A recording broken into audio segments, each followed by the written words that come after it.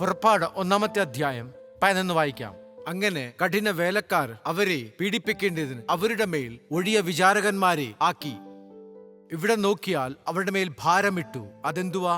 ആ കഷ്ടം അവർക്ക് ഭാരമാ. അവർ പീതും റമസേസും എന്ന സംഭാര നഗരങ്ങളെ ഫറവോനു വേണ്ടി പണിതു. എന്ന് പറഞ്ഞാൽ കഷ്ടങ്ങൾ കൊടുക്കുന്നവർക്ക്, ഭാരം കൊടുക്കുന്നവരുടെ മേൽ ആരുണ്ട്?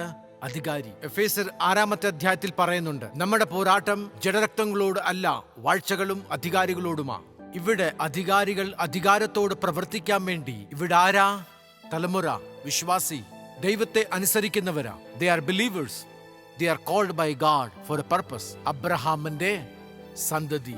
ദൈവം അബ്രഹാമിന് വാഗ്ദത്തം കൊടുത്തതാ, നിന്റെ സന്തതികൾ ഈ ദേശത്തെ എന്തു ചെയ്യും? അത് സ്വാധീനമാക്കും. ദൈവം അബ്രഹാമിനോട് വാഗ്ദത്തം ചെയ്തു. നോക്കിയാൽ every promise has an attack and an attack has A purpose. സകല വാഗ്ദത്തത്തിനും ഒരു കഷ്ടമുണ്ട്.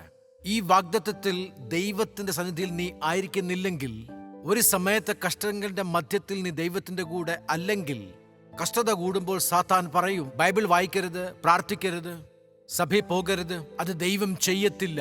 Your attack has A purpose.